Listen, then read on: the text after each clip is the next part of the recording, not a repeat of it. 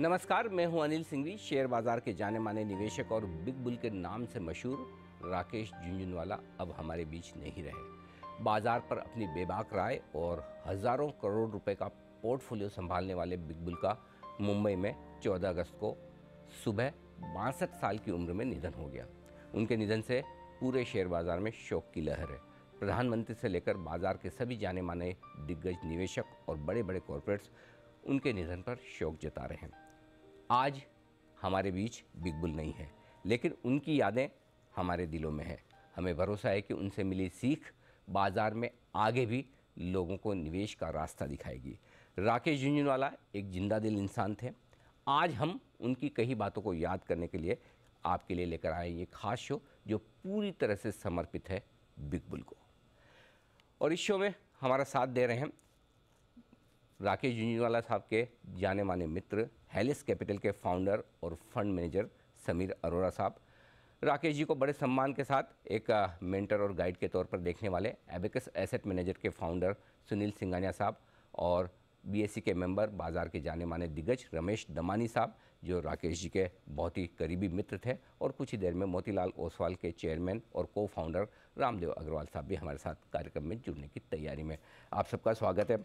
सबसे पहले दमानी साहब, मेरे ख्याल से हम जितने पैनल में लोग हैं, सबसे ज़्यादा नज़दीक राकेश जी के आप रहे हैं कई सालों से, कई दशकों से। कैसे याद करेंगे आज जब वो हमारे बीच में नहीं है?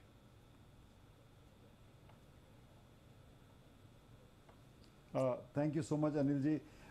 कई डेट्स होती हैं जो हमेशा सबको याद रहती हैं कि for example when we were at 9/11 और when we were there when Miss Gandhi was assassinated, we always remember where we were when we heard the news.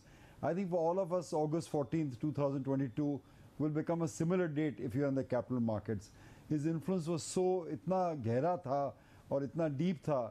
His death has been a huge shock to all of us in the capital markets, and the date will now forever be etched in our memories. Absolutely, बिल्कुल। 14 अगस्त का दिन इस बात के लिए ये ज़रूर याद किया जाएगा कि राकेश जी उस दिन हमारे बीच में नहीं रहे। समीर सर, मैंने आपको राकेश जी के साथ कई बार देखा है। कई पैनल डिस्कशन हमने किए हैं जहां आप और राकेश जी साथ होते थे। एक बड़ी चीज़ कॉमन जो मुझे दिखती थी आप में और राकेश जी में, आप और वो दोनों ही बड़े जिंदा दिल, लाइव, हंसी मजाक करने वाले, और जब भी ब्रेक के बीच में मौका मिलता था तो आप एक दूसरे की टांग खींचने का कोई मौका छोड़ते नहीं थे। एक दोस्त के नाते वाकई में ये बड़ा शौक है, बड़ा झटका है, और कभी ऐसा सोचा नहीं था कि राकेश जी इतनी कम उम्र में बड़ा काम करने के बावजूद इतने जल्दी चले जाएंगे। सबसे बड़ा दुख तो यही है जी कि इतनी यंग एज में, और उससे भी ज़्यादा मुझे तो लास्ट फ्यू वीक्स में लगा जब वो वापस टीवी पर आए, तो मुझे लगा कि अब शायद वो इम्प्रूव हो गए हैं, उनकी हेल्थ थोड़ी बेटर हो गई है, जिससे वो वापस टीवी पर आए, जो कि बड़ा रिसेंटली हुआ था। आई थिंक 5-6 दिन पहले उनकी इंटरव्यू आई थी, 7 दिन पहले। तो उस समय लगा कि अब ठीक हो गए, क्योंकि मैंने उसे करीब उससे 2 हफ्ते पहले उनको व्हाट्सएप भेजा था, तो खाली व्हाट्सएप पे बात हुई थी, क्योंकि पता नहीं था कि कैसे एग्जैक्ट वो है, बट उससे ज़्यादा शॉक हो गया एक्चुअली। तो ऑब्वियसली उनकी मेन बात यही थी कि हम जिस लेवल पे भी हैं, और वो इतने बड़े इंडिया के इन्वेस्टर और रिच लिस्ट में, और आप जाके उनके स्टॉक्स की भी टांग खींच सकते हैं और उनकी भी टांग खींच सकते हैं।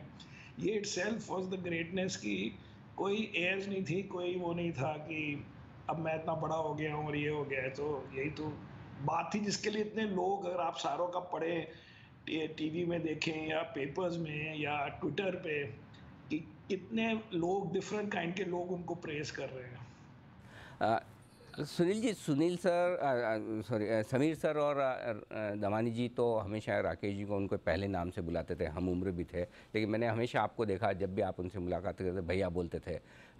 हमेशा कहीं न कहीं कुछ न कुछ सीखने की या उनसे समझने की कोशिश रहती थी कि राकेश जी क्या कह रहे हैं, उनका व्यू क्या है।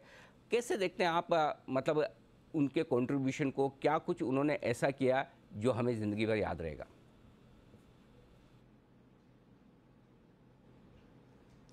अनिल जी, क्या है ना, कभी आप किसी को रिस्पेक्ट से बुलाते हो और कभी एकदम दिल से बुलाते हो। भैया के लिए दोनों ही चीज़ ये थी। He was actually like a elder brother, बड़े भाई के जैसे थे।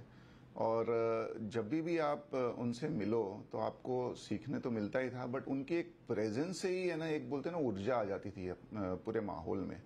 आई थिंक एक बहुत ही अलग ही उनका एक जो पर्सनैलिटी थी और उनका जो नेचर था कि जो दिल में है वही बोलने का। और मैं हरदम यही कहता हूँ कि हमें सबको ये राकेश भैया ने सिखाया है कि हरदम आप इंडिया पे पॉजिटिव रहो। तो आई थिंक कोई भी एडवर्सिटी आए, कोई भी इवेंट आए, भैया की प्रेजेंस मात्र वो इवेंट को इतना उसका जो इफेक्ट था, नेगेटिव इफेक्ट इतना पॉजिटिव कर देती थी। I think heads off to him. मैं बोलूँगा कि जो सबसे बड़ा कंट्रीब्यूशन है इक्विटी मार्केट में नॉन प्रमोटर और नॉन एंटरप्रेन्योर प्योर इन्वेस्टर का, आई थिंक भैया से बड़ा किसी का नहीं होगा। इतने लोगों को इंस्पायर किया, इतने लोगों को एनकरेज किया, और वो सब में हम भी लाइन में शामिल हैं। तो he was actually he lived up to his name. He was सबका बड़ा भाई। दवानी साहब, एक चीज़ जो मुझे हमेशा आप में और राकेश जी में बड़ी कॉमन लगी, सरकारी कंपनियों पर लोग देखते नहीं थे, कभी समझते थे कि इनमें कभी कुछ नहीं हो सकता, पैसा नहीं बन सकता था। आप हमेशा PSU बोल रहे हैं, और अगर राकेश जी की बात करें तो भले ही सरकारी कंपनियों में उनका जो भी व्यू रहा हो कम ज़्यादा, लेकिन हिंदुस्तान पे वो हमेशा बोल रहे हैं। मेरे ख्याल से हिंदुस्तान के पॉलिटिशियंस को भी शायद 10 या 15 साल पहले इतना भरोसा नहीं रहा होगा कि हिंदुस्तान का ऐसा समय आ सकता है। तो इंडिया के लिए, हिंदुस्तान के लिए उनका क्या विजन था और कैसे वो देखते थे, वो आप बताएं। आपने तो बड़ी नज़दीकी से उन्हें देखा है।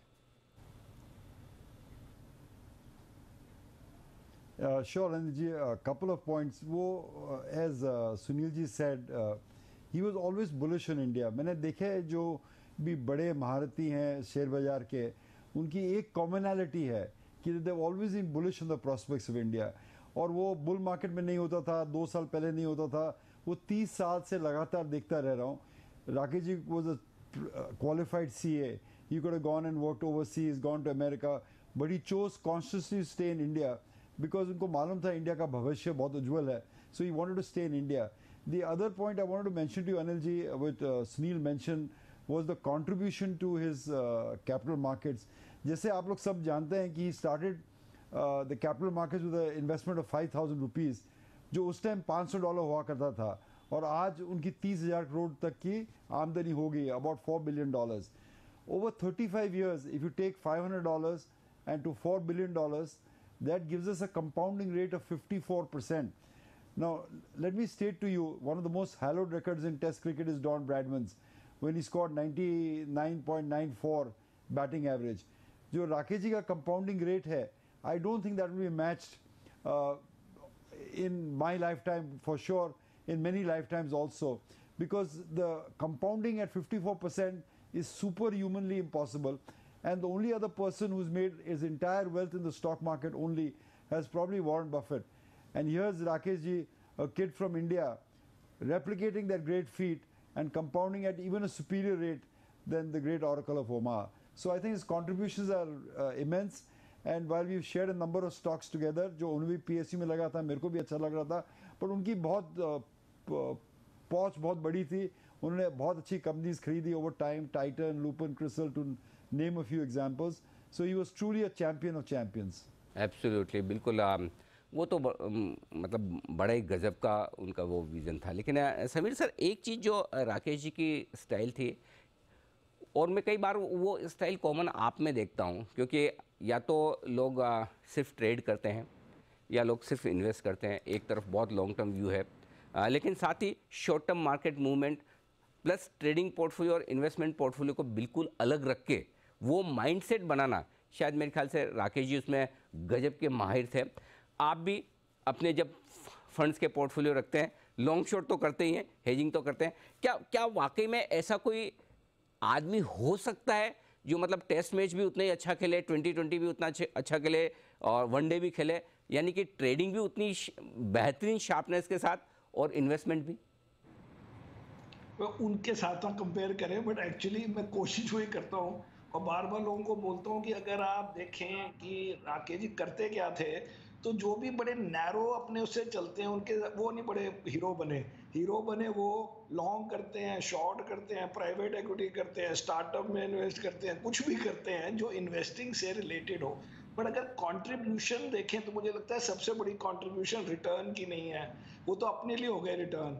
उनकी कंट्रीब्यूशन है कि द रिटेल इन्वेस्टर को एक रोल मॉडल चाहिए होता है, जो उनको लगे कि वो भी रिटेल से ही बने हैं, और मतलब इतना नहीं बना सकते कोई और, लेकिन at least people can try and they need a model कि भाई ये ऐसे हुआ है, अब इंडिविजुअल ने किया है, उसका सबसे बड़ा इम्पैक्ट है। इसलिए आप देखें उनकी पब्लिक फॉलोइंग, रिटेल फॉलोइंग जो है, उसका जो फायदा इन्वेस्टर्स पे हुआ है या मार्केट पे हुआ है या कंट्री पे हुआ है, वो is an even bigger impact. Actually Warren Buffett ने मोर इजीली किया है, बिकॉज उन्होंने सारे पैसे अपनी इन्वेस्टिंग से नहीं बनाए हैं, उन्होंने तो फंड रन किया 20 साल, और जिससे उनको परफॉर्मेंस फी इफेक्टिवली मिली, जिससे उनकी स्टार्टिंग नेटवर्थ हो गई। तो एक्चुअली राकेश जी का उनसे भी बेटर ट्रैक रिकॉर्ड है कि खाली अपने पैसों को लेवरेज लेके या ना लेके या जो भी, लेकिन जीरो से इस लेवल तक पहुंचे। बिल्कुल ठीक बात है। आपने भी वॉरेन बफेट साहब का नाम लिया और दमानी जी ने भी। हमारे साथ एक और बेहद खास मेहमान कार्यक्रम में शामिल हो रहे हैं, मोतीलाल ओसवाल के चेयरमैन और को फाउंडर रामदेव अग्रवाल साहब, जिनके गुरु वॉरेन बफेट साहब हैं और जिनके बेहद बेहद खास दोस्त राकेश झुंझुनवाला जी रहे हैं। और मुझे पता है कि बहुत कम लोग ऐसे हैं जो राकेश जी को पहले नाम से बुलाते थे और आपके बजाय तू कहकर बुलाते थे, इतनी करीबी है। तो रामदेव सर, अगर भगवान की इच्छा होती है राकेश जी वॉरेन बफेट साहब वाली उम्र देखते हैं तो क्या कमाल कर जाते हैं, ये मुझे बताइए। अभी रमेश जी ने वो जो 54% कंपाउंडिंग की बात बोली, यदि वॉरेन बफेट साहब का 65 साल का जो कंपाउंडिंग है वो 20% का है, तो आप समझिए 20 और 50 में क्या फ़र्क है। आई मीन खैर 50 तो उनका भी हो सकता था इस बेस के ऊपर, बट यहाँ से देखिए अभी वो सिर्फ 62 ईयर्स के थे, तो उनके पास पूरा 30-35 साल था। आप कंपाउंडिंग करिए 30 साल का, इवन एट 30 साल का आप यदि 25% से भी करें, 50 नहीं 25 से करें, तो 1000 गुना होता है। तो आप सोचिए क्या हो सकता था, इट कुड बी $1 ट्रिलियन और एनीथिंग। तो वो मतलब एक पॉसिबिलिटी था जो इंडिया स्टोरी के साथ में भी पॉसिबल था, क्योंकि बफेट का भी स्टोरी इसलिए हो सका क्योंकि अमेरिकन स्टोरी थी, अमेरिकन ड्रीम था। जो अमेरिका का जो इकोनॉमी जो बूम किया 80s एंड 90s एंड अभी तक, वो उसमें उन्होंने राइट किया। सो ये राकेश का भी कहानी इंडिया स्टोरी से जुड़ा हुआ है। उसी कारण से वो हमेशा इंडिया के ऊपर बुलिश रहते थे, ऑप्टिमिस्ट रहते थे, और कोई आदमी निगेटिव बात करता था तो उससे लड़ाई भी करते थे, you know, and he used to argue, he used to get angry. तो वो जो जज्बा था, जो राइडिंग द इंडियन स्टोरी, और इस तरह कंपाउंडिंग करके, पता नहीं, he would have become the global legendary stock. In any case he was a legendary stock picker, जहाँ पर वो 10 का चीज़ 1 रुपये में खरीदते थे। That was his biggest quality. बिल्कुल। रामदेव सर, थोड़ा सा आपके ऑडियो में डिस्टर्बेंस आ रहा है, मैं वो ठीक करता हूँ। लेकिन आपने ये बहुत इंटरेस्टिंग चीज़ कही कि अगर किसी को हिंदुस्तान की स्टोरी पर भरोसा नहीं तो वो लड़ पड़ते थे। जनरली बिजनेस चैनल्स में तो इस तरह के सवाल नहीं उठते, लेकिन वो बड़े मुखर तरीके से जनरल न्यूज़ चैनल्स को भी अपने इंटरव्यू दिया करते थे। अगर जनरल न्यूज़ चैनल वाले कभी उनसे सवाल कर ले, क्रॉस क्वेश्चन कर ले कि हिंदुस्तान तो सब बेकार है, तो लिटरली वो टूट पड़ते थे। लेकिन यही बात है कि सुनील जी, मैं आपसे जानना चाहता हूँ, क्योंकि राकेश जी की जो सबसे बड़ी खासियत, और अभी रामदेव सर ने भी कहा कि वो गजब के स्टॉक पिकर थे। हम स्टॉक पिकिंग की काफ़ी ऐसी कला हुनर आप में भी देखते हैं। क्या राकेश जी से स्टॉक पिकिंग के मामले में आपने सीखा?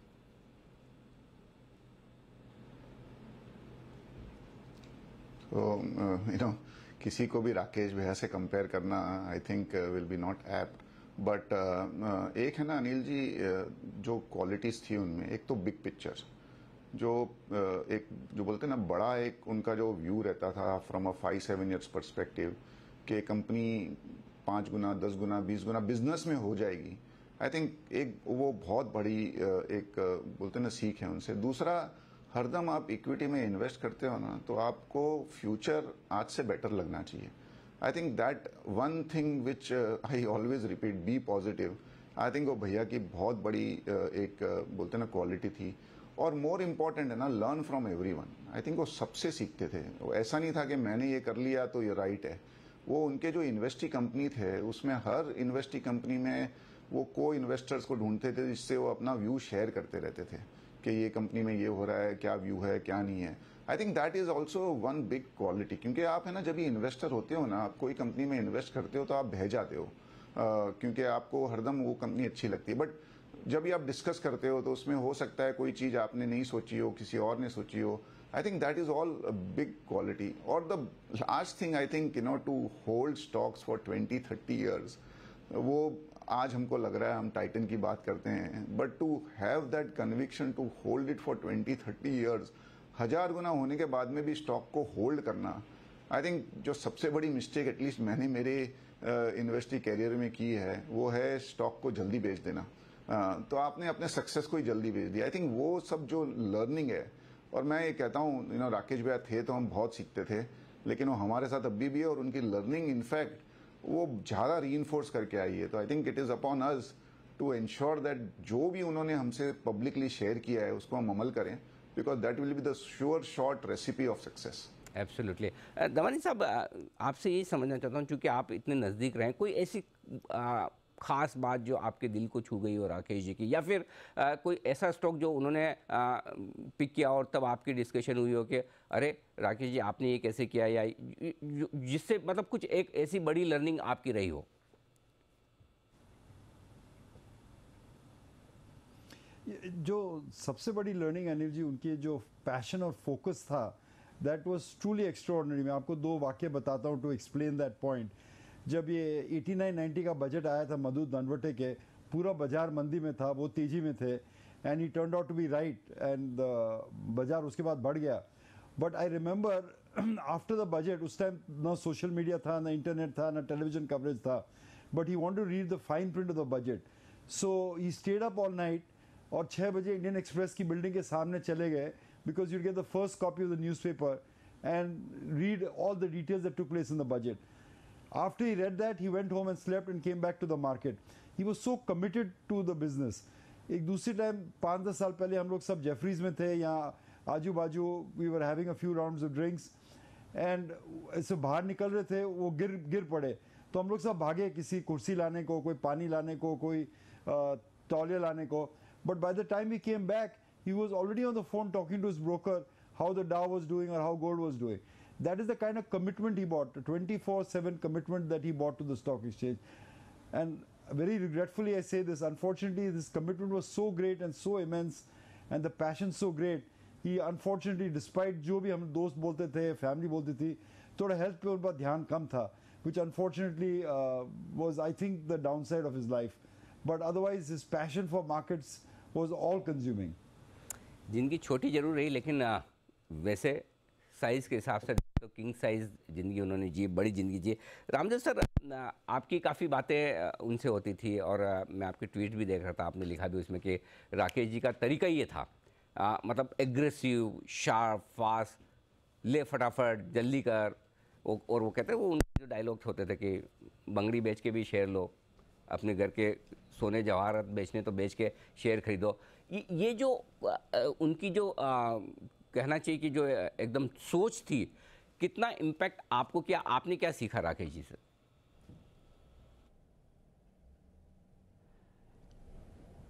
मेरे को मतलब इन्वेस्टिंग में जो 2 चीज़ है, एक तो बिग पिक्चर एकदम क्लियर होता था. सो बिग पिक्चर तो हमारे भी मतलब हर इन्वेस्टर का ऐसा होता है, लेकिन finding in that big picture a deep bargain, जो कॉम्बिनेशन है deep bargain and big picture, और उसके साथ में आप 15, 20, 25 साल तक रहें, तो आप 10 का चीज़ 1 में खरीद रहे हैं, और जब 10 का चीज़ 100 होता है तो आप 1 का 100 होता है. तो वो जो था ट्रिक, वो मतलब वो सीखने जैसा चीज़ है कि मतलब वो एक may be gift of God है कि आप ग्रोथ कंपनी में आपको बार्गेन दिखता है, और उस समय मतलब जब अनपॉपुलर रहता है और बार्गेन रहता है, nobody is looking at it, everybody is throwing it, उस समय आप खरीदें तो उसमें गलती भी होती है, लेकिन गलती में भी आपका बहुत कम घाटा होता है, और जो चल गया. अच्छा, दूसरा चीज़ ये है कि आपका जो सक्सेस हुआ उसको आप कितना एक्सप्लॉइट करते हैं. गलती तो सबका होता है, 10 में मान लो 5 गलती हो गई, लेकिन जो 5 सक्सेसफुल है उससे आप कितना पैसा बनाते हो, वो उसकी मास्टरी थी. कि मतलब उसने जो जैसे मतलब आज टाइटन सक्सेसफुल हो गया, तो टाइटन में ऐसा नहीं कि 5 गुना होगा, 10 गुना होगा, बेच बचा के निकल गया, प्रॉफिट बुक कर लिए. Like he actually kept on building it up, and so वो जो है कि भाई आप जो सक्सेस को कैसे एक्सप्लॉइट करते हो, वो चीज़ सीखने का, buying bargain and exploiting the success, मेरे ख्याल से वो एक बिल्कुल, मतलब एकदम सही दाम पर आप किसी अच्छी शेयर को और मैक्रो और माइक्रो को किस तरह से कॉम्बिनेशन करें। लेकिन एक और जो रामदेव सर उनकी बड़ी खास बात थी, जिसका भी हम आपके ज्वाइन करने के पहले जिक्र भी करते हैं, आमतौर पर आप हमेशा कहते हैं कि बाय राइट सिट टाइट, अच्छा शेयर लेके बैठ जाओ। लेकिन राकेश जी वो तो करते ही थे, साथ में ट्रेडिंग पोर्टफोलियो वो भी उनका कमाल का होता था। तो क्या आपने कैसे देखा, वो दोनों चीज़ों को बैलेंस कैसे करते थे? वो उसकी खुद की खासियत थी। वो मतलब वो एक ऐसा था कि वो मेरे बस की बात नहीं थी, ये ट्रेडिंग एंड इन्वेस्टिंग। तो बट इन्वेस्टिंग में ही सीखने के लिए इतना था, जैसे मैं बाय राइट सिट टाइट की बात बोलूँ तो मैं बोलूँ buy bargains and sit tight, buy great bargains and sit tight. That was the theme of Rakesh Jhunjhunwala. Sameer sir, आपने कहा भी कि हमेशा उनके दिमाग में ये चलता था कि अब नेक्स्ट पार्टी क्या होनी है। आप जब सिंगापुर गए, एक बड़ी पार्टी उन्होंने आपको दी थी। कहेंगे आपके इतने बड़े आदमी होने के बावजूद, इतनी वेल्थ होने के बावजूद, यारों के यार थे और सबके लिए समय देते थे। यही मैं कहना चाहता था, क्योंकि मैंने अभी करीब कोविड टाइम में कोई इंटरव्यू दी जिसमें मैंने बोला कि इंडिया का भी ये हो जाएगा, प्रॉब्लम हो जाएगी, क्योंकि उस वक्त मुझे लग रहा था कि कमोडिटी स्टॉक्स में ये होगा वो होगा। तो उनका फ़ोन आ गया और मैं समझ गया कि एकदम अभी फ़ोन आया तो अब कुछ डांट पड़ने वाली है। तो बेसिकली मुझे एक अच्छी सी गाली दे के बोलते हैं कि तू इतना अंडर परफॉर्म करेगा कि तू जिंदगी भर रोएगा अगर तूने अपना व्यू नहीं चेंज किया। तो वो था कोई स्टील कंपनियों के बारे में एंड ऑल दैट, जिसमें मैं जनरली मैं कमोडिटीज नहीं खरीदता, तो उसके बारे में। तो पॉइंट इज, उनके पास स्टील था एक वन पार्ट। सेकेंड, आपको बता रहे हैं, not only you can say कि आप स्टील की स्टॉक मेरे खरीदने से कोई किसी की लाइफ को फर्क होगा, but you want to share, you want to convince and you want to discuss. ये तीनों चीजें अगर आप कर रहे हैं, इसी से आई थिंक मुझे लगता है कि इन्वेस्टिंग की जो वो है कि आप लोगों से बात करें। But more than that, for him to call me, I felt so happy, even तो मैं गाली खा रहा था उस दिन उनसे। तो जनरली ऐसे स्टॉक्स पे तो बहुत डिस्कशन। मुझे याद है 1998 में जब मैं सिंगापुर मूव किया था, तो उस वक्त मुझे, जहाँ तक मुझे याद है, मैकडॉवेल की बातें होती थी, मिस्टर दमानी रिमेंबर्स, कि मैकडॉवेल का मार्केट कैप पता नहीं कितना 150 करोड़ है पूरी कंट्री का, वो लिख करके एक ही स्टॉक है एंड ऑल दैट।